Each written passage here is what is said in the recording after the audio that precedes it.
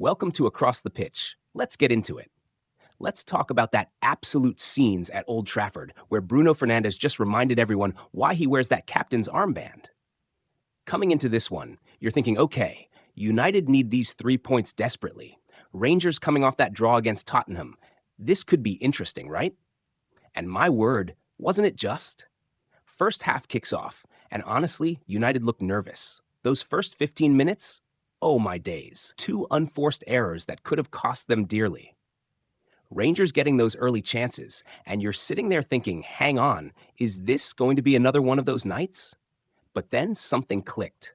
United settled, started controlling the game, and suddenly you're seeing what Amorim's been trying to build. The controversy came early, though, didn't it? That disallowed goal. If that's a foul now in football, they might as well pack up and go home. I've been watching this sport for a long time, and if they're calling those as fouls, the game's finished. Euro's literally just trying to compete for the ball, looking at it the whole time, and apparently that's enough to rule out what would have been a perfectly good goal. The standards of refereeing in Europe this season? Don't even get me started. But here's where it gets interesting. The set pieces tonight.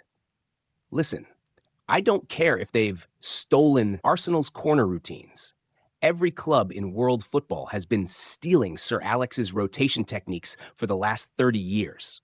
What matters is that for the first time in what feels like forever, United actually looked dangerous from corners.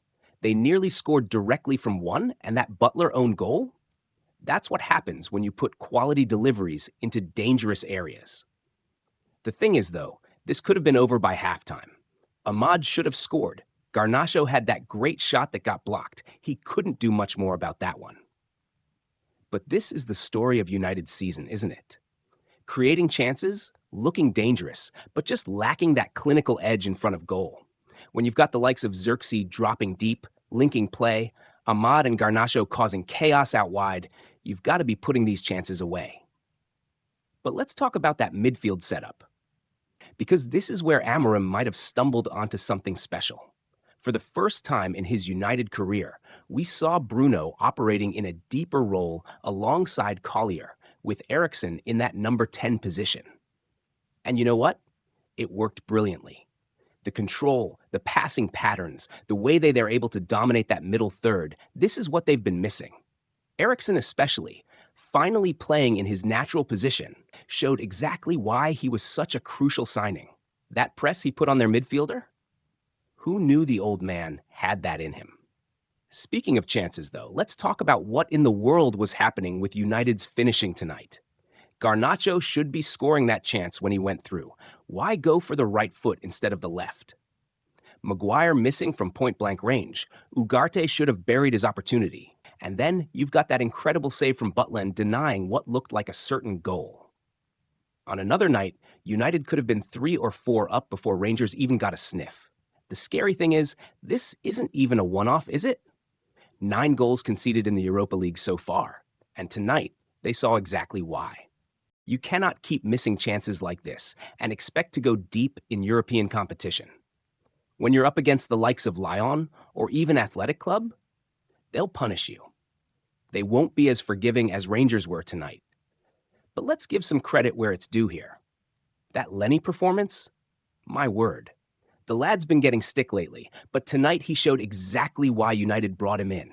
The way he was driving forward with the ball, linking up with Ahmad. There was one sequence where they're playing these beautiful 1-2s around the defenders, getting into the final third.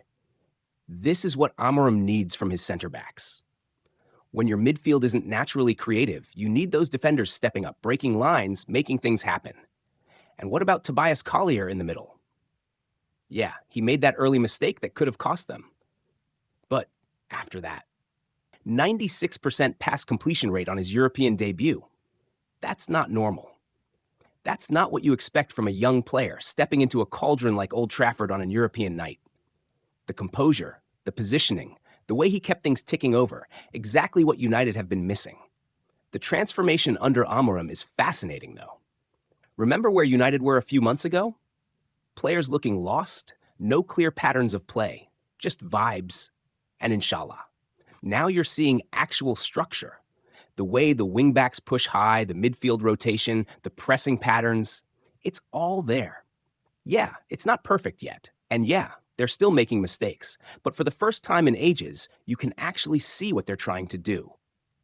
Xerxes grew into the game brilliantly as well. As soon as they started feeding that ball into his feet early in that second half, with him dropping deep to link play, suddenly they looked like a proper team. This is what happens when you play to your strengths, when you understand your personnel. It's not about forcing players into a system. It's about building a system around the players you've got. But then, oh my days, the drama kicks in. This is where it gets really interesting. Just when United looked comfortable, just when you're thinking, okay, they've got this under control, Maguire goes and reminds everyone why he's so frustrating to watch. Gets bullied off the ball. And listen, I know there was a little push in the back, but come on. If you're going to go down, go down. The same level of contact that Rangers got the free kick for minutes earlier, but Maguire tries to stay strong and ends up looking weak. Rangers equalize, and suddenly the whole complexion of the game changes. You could feel the tension in Old Trafford.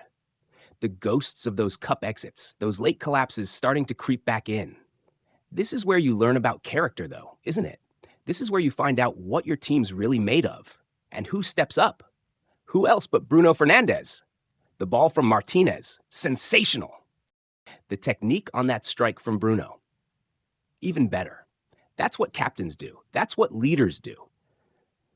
When your team needs a moment of magic, when everything's on the line, they deliver. And let's talk about that goal for a minute, because this wasn't just about the finish, the movement, the positioning, the awareness. This is what happens when you've got players playing with freedom, with confidence. But here's the thing about this United team under Amorim. They're starting to show that resilience they've been missing. Coming into this game, they'd won their last 3 in the Europa League. That puts Amorim in some elite company, only the 3rd manager in United's history to win his first 3 European games. The last one to do it? Sir Alex Ferguson. Now, I'm not saying Amorim is the next Fergie. Let's calm down with that talk. But what I am saying is that these are the kind of statistics, the kind of performances that give you hope. The defensive solidity is still a work in progress. 9 goals conceded in the Europa League tells its own story. But what's encouraging is how this team responds to setbacks. Under previous managers, that Rangers equalizer would have been the end of it. They'd have crumbled, maybe even lost the game. Instead, they showed character, they showed fight, they showed quality when it mattered most. For Rangers, it's a tough one to take. They came to Old Trafford with a game plan, stayed in it until the end, but ultimately just couldn't handle that final bit of quality. Jack Butland made some incredible saves tonight. That point-blank stop from Maguire was world-class, but even he couldn't do anything about Bruno's winner. Looking at the bigger picture, though, this is massive for United. They're sitting 4th now in this new Europa League format, and more importantly, they don't need to win away at Bucharest in that final game. A draw should be enough to get them through to the knockouts. No extra games, no playoffs, straight through to the business end. In this crazy season, with injuries piling up and games coming thick and fast, that extra rest could be absolutely crucial. But let's be real here. If United want to go deep in this competition, they've got to sort out that finishing. The chances they created tonight, against a Lazio or a Frankfurt, you don't get that many opportunities. Clinical edge is what wins you European trophies, and right now, United just don't have it.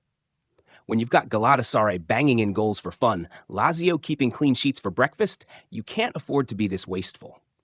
The pressure was on Amorim coming into this one as well, wasn't it? All that talk about broken TVs in the dressing room, arguments with players. But you know what? Actions speak louder than words. The way this team played tonight, the way they fought back after that equalizer, that tells you everything about the relationship between manager and players. When your captain's scoring winners in the 92nd minute and celebrating like that, yeah, I'd say the dressing room's just fine. For Rangers, though, Jack Butland deserved better. Some of those saves were absolutely world-class. But that's football at this level. Margins are razor thin, and sometimes it comes down to one moment of magic. United move on, Still alive in all competitions, but with plenty to work on. The signs are there, the pressing patterns, the build-up play, the character to come back. But consistency is key now. If they can start putting away these chances, if they can tighten up at the back, who knows? Football's a funny old game, and in this Europa League, anything can happen. Let me know your thoughts in the comments. Can United go all the way in the Europa League? Is Bruno back to his best? And what about Amorim? Is this the start of something special at Old Trafford? Moving on, let's talk about Tottenham somehow getting away with one in Hoffenheim. And when I say getting away with one, I mean getting away with one. Coming into this one, you're thinking, okay, Spurs sitting fourth in the Europa League, makeshift defense, but surely they can handle Hoffenheim, right? Well, football has other ideas. First half kicks off, and credit where it's due, Spurs start absolutely brilliantly. James Madison, who by the way has been an absolute revelation since coming in, gets them off to a perfect start. The touch to create that angle for the shot? Divine. The finish? Clinical. This is exactly why they broke the bank for him in the summer. When he's on the pitch, everything just flows differently for this Spurs team. Then Son gets in on the act. And okay, there's a bit of a fortune about it. The shot gets blocked, loops over the keeper, but you know what they say about making your own luck, right? At this point, you're thinking, okay, Spurs are cruising here. This could be a comfortable night. 2-0 up, controlling the game, everything looking rosy. But this is where it gets interesting. The last 10 minutes of that first half, something changed. Hoffenheim started finding spaces, started creating chances, and suddenly you're seeing that familiar Spurs nervousness creep in. The high line that worked so well early on, now it's looking like an open invitation. That typical Bundesliga press that Hoffenheim loved to employ, starting to cause real problems. And then the stats start piling up. 22 shots conceded. 22! I've been watching football for a long time, and I'll tell you this. You cannot concede that many chances at this level and expect to get away with it consistently. Better teams, more clinical teams, will absolutely punish you. The commentators keep talking about Spurs being favorites for this competition, but I'm sitting here scratching my head. Because here's the thing. Yes, Spurs are sitting pretty in fourth place, 14 points on the board, looking good for that top 8 finish. But 9 goals conceded in the Europa League tells its own story. You've got teams like Lazio, who've only let in 3. You think they're going to be as forgiving as Hoffenheim were tonight? The saving grace for Spurs tonight was the individual quality of Son and Madison. When you've got players of that caliber, sometimes they can bail you out of trouble. Madison especially, the way he controlled that midfield when he was on the pitch was masterful. But here's the problem. He can't seem to get 90 minutes in his legs. Gets to 88 minutes tonight, playing brilliantly, controlling everything, and off he comes. Something's not quite right there. Let's talk about that defense, though, because this is where it gets really interesting. 14 injuries at the minute. 14! Daniel Levy sitting there with his hands in his pockets while the squad's down to bare bones. No real center backs available, makeshift backline, and it showed tonight. The space they were giving away, the time on the ball, against better opposition, this could have been embarrassing. The thing is, though, and I know some Spurs fans won't like hearing this, but this isn't just about injuries. This is a systemic issue. Even when they went 2-0 up, they couldn't manage the game properly. That high line started looking more like a high wire act without a safety net. The pressing wasn't coordinated. The midfield battle was being lost for large parts of the game. And if it wasn't for some wayward finishing from Hoffenheim, we could be having a very different conversation right now. That VR incident summed up their night perfectly. When that penalty appeal went to review, every Spurs fan's heart must have been in their mouth. Yes, there was minimal contact. Yes, the defender got a touch on the ball, but we've seen those given. In the Premier League, with someone like Dermot Gallagher reviewing it, they'd probably be talking about the follow-through and duty of care. But sometimes you need that bit of luck, and tonight, Spurs got it. But here's what really worries me about this Spurs team: the inability to kill games off. They had chances to make it 3, to make it 4, but they just couldn't do it. Son, for all his quality tonight, And let's be honest, he needed those goals after the criticism he's been getting still isn't quite at his devastating best. The confidence isn't quite there. The sharpness isn't quite there. The second goal was well taken, but that first one, pure luck. And what about the captaincy situation? Listen, Son is Mr. Tottenham. We all know that. He's been brilliant for the club. He's a fan favorite. But there are questions about whether he's really captain material. Tonight summed it up. Moments of brilliance mixed with periods where he just disappeared from the game. When things started going wrong, when Hoffenheim started dominating, you needed your captain to grab the game by the scruff of the neck. Did we see that? The most frustrating thing for Spurs fans must be that the potential is clearly there. When Madison's on the ball, when Son's running in behind, when the press is working, they look like they could beat anyone. But then you see these defensive frailties, these lapses in concentration, and you realize why they're sitting where they are in the Premier League. You can't win European trophies. You can't be considered favorites for this competition when you're giving up 20-plus shots against Hoffenheim. And this brings us to the elephant in the room, the media calling Spurs favorites for the Europa League. I mean, come on. This is where we need some reality check. Yes, they're sitting fourth in the table. Yes, they've got some world-class players. But let's look at who else is in this competition, shall we? Lazio, who've only conceded 4 goals in the entire tournament. Compare that to Spurs' 9. And then there's the likes of Galatasaray, who, yes, have shipped 14 goals, but they're scoring for fun. The Spanish clubs especially, they just seem to find another gear when it comes to European knockouts. Even their next game against Elfsborg at home, sure, you'd expect them to get at least a draw and secure that top 8 finish. But that's the thing about this new Europa League format. There are no easy games anymore. Every point matters. Every goal could be the difference between automatic qualification and having to go through those playoffs. And let me tell you, nobody wants those extra games with the fixture list already looking like a phone book. The comparisons with Manchester United are interesting as well.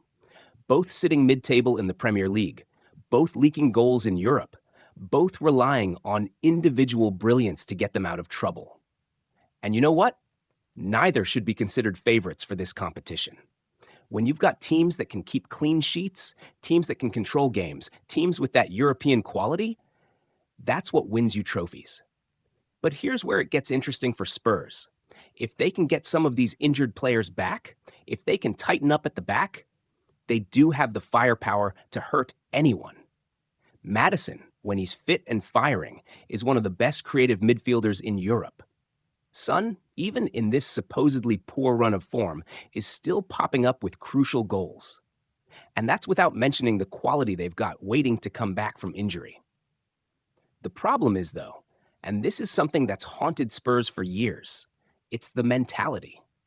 When's the last time they really closed out a big European game comfortably? When's the last time they managed a lead professionally in a high-pressure situation? Even tonight, against a Hoffenheim team that's not exactly setting the Bundesliga alight. They made it look like hard work. They made it look like a cup final when it should have been a comfortable European night. Looking ahead, though, Spurs fans have got to be realistic about what they're dealing with here. 14 injuries is no joke. You can't legislate for that kind of injury crisis. But this is where the questions about squad depth, about January reinforcements, about Levy's transfer strategy all come into play. You can't keep relying on makeshift defenses and hoping individual brilliance bails you out. What's particularly interesting is how this Spurs team seems to have this weird Jekyll and Hyde personality. First half tonight, brilliant. The football was flowing. The pressing was coordinated. Madison and Son looking like they could score at will. But then that second half happens, and suddenly they're looking like a completely different team. The confidence drains, the intensity drops, and you're left scratching your head wondering how the same 11 players can look so different in the space of 45 minutes. The Postecoglou effect is clearly there. You can see what he's trying to build. The high line, the aggressive pressing, the quick transitions. When it works, it's absolutely beautiful to watch. But there's a difference between playing beautiful football and winning football. Look at the teams that have won this competition in recent years. They all knew how to win ugly when they needed to. They all knew how to manage games, how to kill off contests, how to navigate those tricky European nights. Going into the final group game against Elfsborg, Spurs should be okay. A draw would probably be enough to secure that top 8 finish, and at home, you'd back them to get at least that. But it's what comes after that really matters. The knockout stages of European competition are a different animal altogether. The Spanish teams step up a gear, the Italian teams bring out their best defensive masterclasses, and suddenly those defensive frailties we saw tonight become a lot more costly. Can Spurs win the Europa League? Of course they can. They've got the individual quality to beat anyone on their day. But will they win it? Playing like this, giving up 20-plus shots against teams like Hoffenheim? Not a chance. They need to find that balance between attack and defense, between playing beautiful football and winning football. They need their injured players back, they need reinforcements in January, and most importantly, they need to develop that winning mentality that's been missing for so long. Football, eh? Just when you think you've got a team figured out, they throw in a performance like this that leaves you with more questions than answers. But that's why we love it, isn't it? That's why these European nights are so special. Let me know your thoughts in the comments. Can Spurs go all the way in the Europa League? Will Son carry this form forward? And what about Madison? Should he be getting those full 90 minutes? Like and subscribe if you want to keep up with all the European action. Across the pitch, over and out.